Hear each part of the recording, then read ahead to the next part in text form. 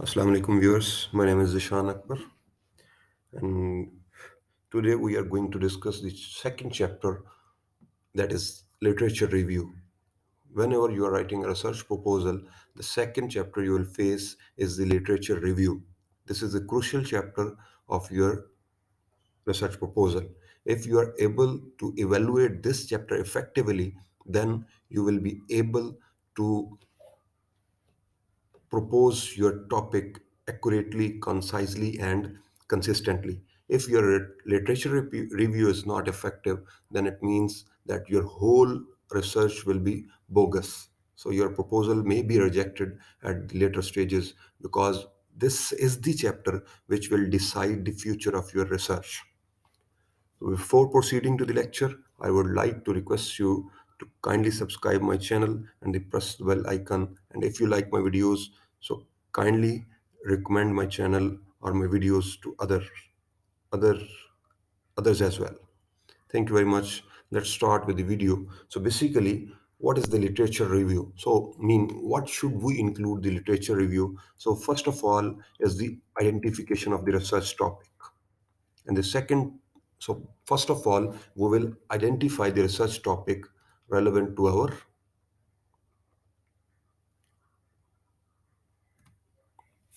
research. And the next thing will be searching of relevant literature. We will search out the relevant literature available, and maybe there may be some studies by the previous authors. So we will search out the relevant literature by the previous authors. So first step is the identification, then searching of the relevant literature, and the third step is the evaluation and selection of sources. So when you have identified topic and search for the relevant literature is finished, then you will evaluate those literature uh, samples, and you will select the proper sources, those which are relevant to your topic. And the next phase is analyzing the literature. You will analyze the literature, that which literature or which subjects or which books are very close to your topic of study, and which should be kept and which should be left behind. And the next will be the organizing the literature. You will order the literature in groups, and you will organize that. Then after that you will start like writing the literature review. So you can say that these five steps are the planning phases. So basically, this is a planning phase. You have to identify your topic. You may have discussion with your research supervisor. You will search the relevant literature. Either is it available on databases, on Google Scholar, on Science Direct, or elsewhere, etc. Then you will start, if your literature is available, then you will evaluate and select the normal sources or relevant sources. Then you will analyze and organize the data. So this basically is the planning phase. And bullet sixth point is writing the literature review. Here you will start writing ABC. You will start introducing your topic, etc., and then you will revise and edit. When you have completed writing the literature review, there may be a need to revise and edit your literature. So we will start with all these things. So basically, these are seven things which are required for writing any literature review. So I will discuss one by one these things in order. So first of all is the identification of your research topic. So first of all, you will have to introduce your topic in while writing a literature review. So basically, the introduction of a literature review sets the context and provides the reader with an overview of the topic, that which topic you will explore. It typically begins with a statement about the field of study, and gradually it narrows down. So it basically moves towards your point of ponder or point of thinking. So it will ponder on the specific research question or any problem statement that you are working on. The introduction, it should also highlight the significance of the topic, and it should also explain that why is it important to work on the topic.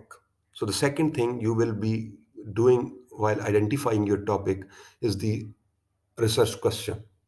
So you may have different research questions in your mind. Sorry. For example, you are going to work on any topic in your area. So first of all, you will find out the gaps.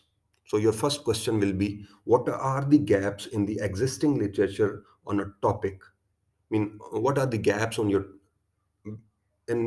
topic with what you are studying on, and what research should be done to fill those gaps? When you have found the gaps, then you should know that what type of research can be done to fill those gaps. If you have a clear idea that you can use uh, different types of researches or methodologies that can be adopted, and this gap can be filled, then you can go with that question.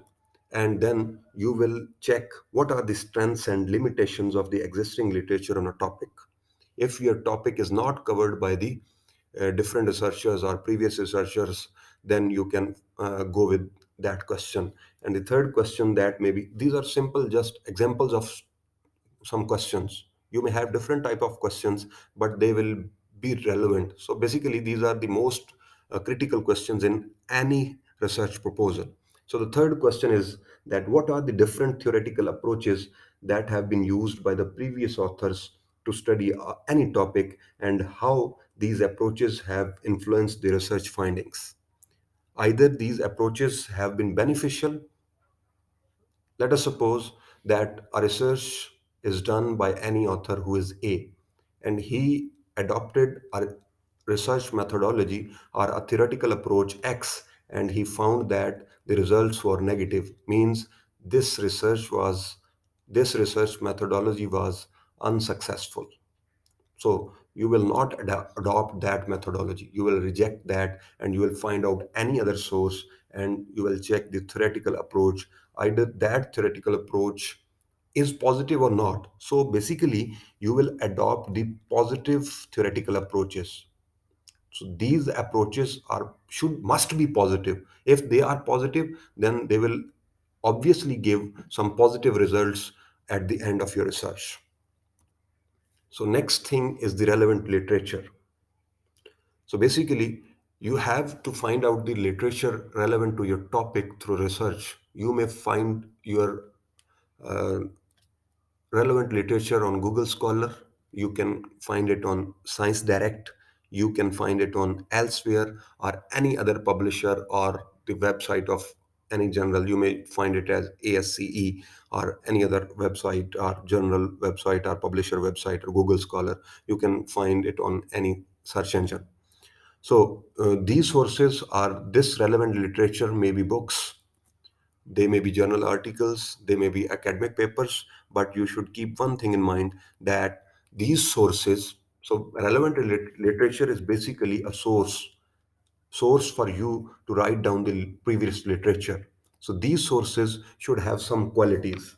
So the first and the basic quality of your research should be that it should be relevant. The sources should be relevant to your research question or your research topic. If you are not clear, or that this specific source is either this specific source is relevant to your research or not, then you will surely skip that source. If you are not sure, if you are sure, then you can say that that source is relevant and you will adopt. Let us suppose that you have collected 1 to 100 papers. You have total 100 number of papers which you have downloaded or you have accessed to help you in your studies, but you found that some of them are somewhat irrelevant to your field of study. So you may have 85 net number of papers to include in your research literature review of your research. So basically, you will use these 85 papers because they are relevant to your field of study or your question. The second quality is the source should be written by any reputable and knowledgeable author in the field of your study. So basically, you have to ponder, or you have to think over the finding the authentic sources from the authentic. authors from authentic publishers or authentic journals. So the third quality is that you have to be sure to use recent sources. It is an ideal condition that you should use the articles or books that are published within the last 5 years. But you can use these older sources that may be relevant to your topic if you feel that they are very important to be considered in your research work. The next quality is that you have to avoid the sources that have a clear biased message. Mean you are not getting a clear idea from those sources, or you are not clear about the reputation of the journal, or you are not clear about the reputation of the publisher, then you will avoid using those sources.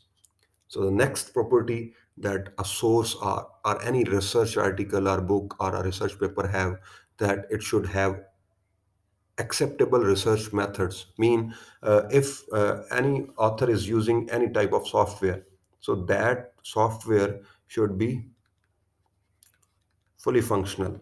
Mean if a software is available in market in a paid version, and if that author is going to use any cracked or somewhere like this, or any bogus version of the software, then you will not reference, or you will not cite that research, or you will not include that research in a literature review, because the author has not accessed that specific software legally.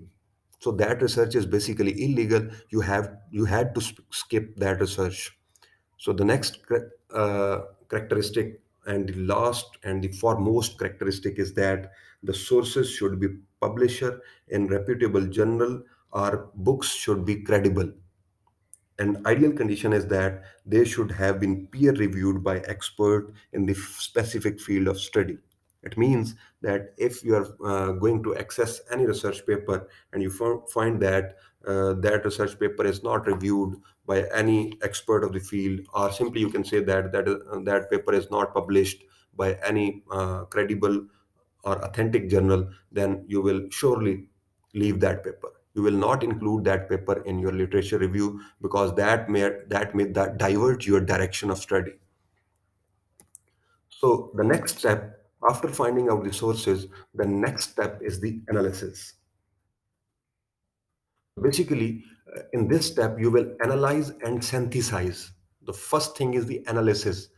Whenever you have collected a chunk of research articles, books, or any online patents or any articles relevant to your research topic, then you will analyze the data. When you have analyzed the data and you found that some of the papers are still irrelevant to your topic, then you will skip them, and you will synthesize a refined copy or refined chunk of data to be used in your research. So basically, you will identify by the analysis that what is the key theme. So basically, the literature review chapter is to be focused on the research questions and objectives of the study. So it should clearly state the research question. So basically, it is the key theme of your study. It should also explain how the existing literature has informed the development of the research objectives, mean how I can set my own objectives.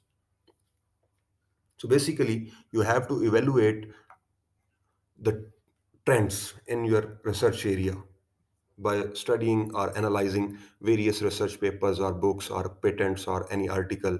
So you will find out the key themes of the writers or researchers. And the second step will be the trends.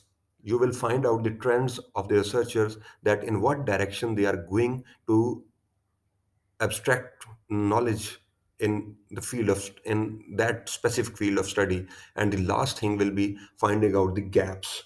This is the most important thing that you will analyze in the previous research. This is the gaps. So basically, you have to evaluate the existing literature to identify that which areas are available where further research is needed. This may involve the identification of inconsistencies in different findings. Mean one of the researchers found some critical parameters in your subject area, and where he was inconsistent. Then you may have contradictions in 2 to 3 research papers or multiple research papers, and you may have a clear gap in one of the studies. You may be lucky if you find some visible gap in a single paper. Then it's your luck, and you can go with that gap, and you will find that either this gap is covered by any other researcher or not. If that is not covered and that is a strong gap, then you can go with that. So you have to consider the limitations of the previously available studies, such as the previous authors may have used smaller sample sizes.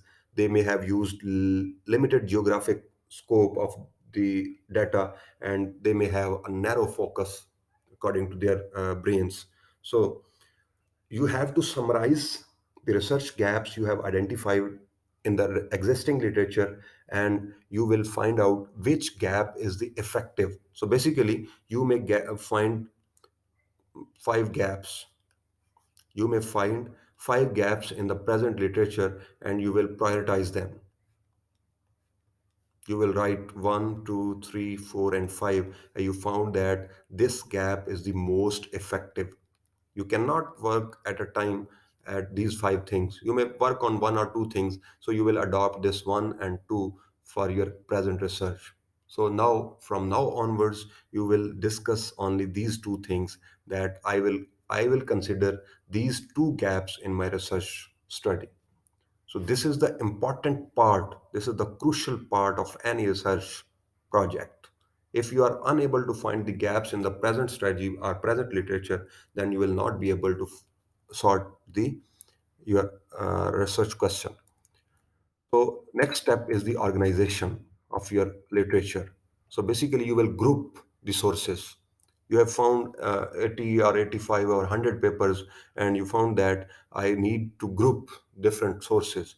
So basically, for example, I have an example from research. If the research question is focused, mean you have a question in your mind and it is focused on the effect of a new medication on a specific medical condition, then how much types of groups can I make from this statement? uh, Ponder on my statement that I need to check the effects of new medication. I need to check the effects of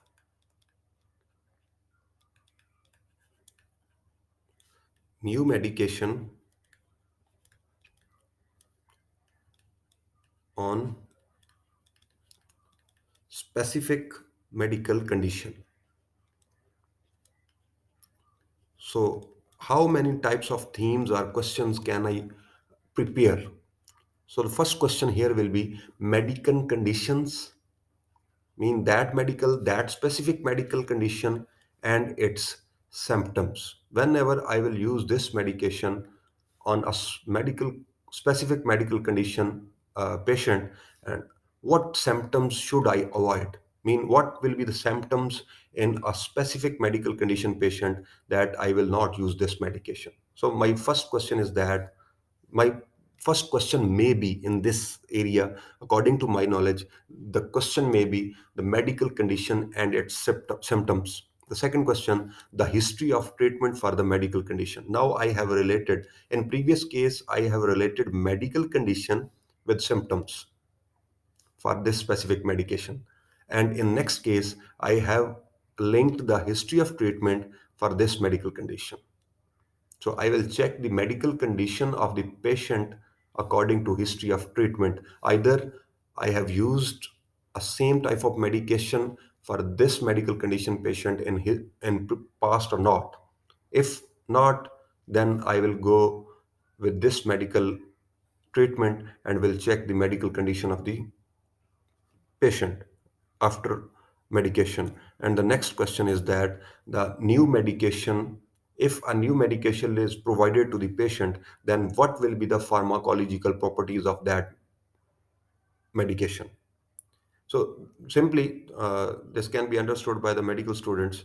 because these are medical terms, so they can understand them effectively. For non-medical students, they may be non-effective. So basically, these are simple three phenomena. Uh, so the next thing, now we have passed the planning phenomena. Till this point, we will just involved in the planning phenomena. Now we will start writing the literature. So while writing the literature, you have to introduce the main theme of your research topic. So basically, you have to begin writing the literature review by introducing the main theme, and you will be discussing different things. So the first thing will be summarizing of the resources. Summarizing the sources. You have collected, you have gathered the sources. Now you will summarize the sources. You may read the abstract or results of the uh, research papers published in any journal or any publisher, by any publisher. So you will summarize, and then you will highlight. So first thing is the summarizing the source, and then you will highlight their key findings. First thing is the summarizing, and then you will highlight the key points or key findings of the authors. Then you will evaluate their effects. Either they have uh, contributed to your field of study or not. If they have contributed, then you can go. If they have not contributed, then you have to stop reading that research paper. You will not include that research paper in your literature review, and then you will check that either you will write either this paper is relevant to your literature or your topic or not. And at last you will be going with the phase. Once you have completed these four steps, that you will summarize the research, you will highlight the research findings, you will evaluate the impacts, and you will relate it to your topic. So first thing is summarizing, second thing is the highlighting of the impacts, third is the evaluating and evaluation of the impacts of that research in your field of study, and fourth one is the relation of that existing research with your specific questions or your topic. And the next thing is, now you have completed your writing your literature review, but now the step is you may need to revise the literature. So the first thing that you will check, either your literature review is well organized or not. If it is, then it's good. Then the next thing you will check the conciseness, either it is good, accurate or not. And then if it is concise, then okay, you will proceed to the clarity. Either you are writing your literature review in a clear way that anyone studying this or reading this will be able to get your words or your writing or not. If you have well organized, concise, and clearly mentioned your literature review, then you are okay. And if your literature review is not well organized, concise, and clear, then you will have to edit your literature. You will edit for clarity, for accuracy, and for consistency. If your literature is editable, so simply you will edit it for clarity. You will make the statements more clear. You will make the statements more accurate. You will more make your literature review consistent. Mean it should go with simple steps. Mean you have to prioritize the things, and you will order these things according to their numbers. So you cannot mix up the things. So basically, this is your planning. In your planning phase, you will organize and synthesize, and you will group. In this step, we can see here that we have studied the grouping of sources. So this will evaluate that where a specific research paper should be cited. If it is cited at a specific point, then your thesis will be organized, concise, and clear. If their citations are wrong and they are wrongly placed at any space on your literature review, then it should be edited for clarity, accuracy, and consistency. So, finally, the literature review chapter should demonstrate your knowledge of the existing literature relevant to your topic. So, here the thing is demonstration. So, whenever you write the literature review, it should demonstrate your knowledge. Mean what have you found about your topic in the previous research by the previous researchers, and you have to prove that how your research proposal will contribute in your field of study. If you are unable to answer this contribution of your research in the field, then your research proposal may be rejected. So simply, you have to answer this question, and you have to demonstrate that how the previous literature is relevant to your topic. So basically, here we have two questions that we have to relate the first thing, and we have to prove hypothetically, because we have not started our research yet. So we will prove it hypothetically that how my research at the end or at the completion stage will contribute to the field. It may not contribute, it is not necessary to contribute, but your idea should be solid. It is not always meant for a research that it will contribute positively. It may have negative impacts, it may have negativities, but at the first instance, while uh, preparing your research proposal, so in your literature review, you must have a solid idea that this research will surely contribute in my research field, or in my study field at the maximum level. If by stake of fortune it is not successful at the end and it contributes in a negative manner, then you can write in your comments that in my proposal I showed or I wrote that this will be a positive gesture or positive contribution. By unfortunately, this is not a positive research, or the relation of my topic or my results is not positive at the end of the research. So keep in mind that purpose of any research is clarity. Simply, you have to be clear. The first thing, that is the clarity about any topic. That is not the 100% surety that it will contribute positively. It may contribute negatively, it may contribute positively. So it is good if it contributes positively, but it is not bad if it contributes negatively. Thank you very much. We'll see you in the next video with the research methodology chapter, that is chapter 3 of the research proposal. Thank you very much.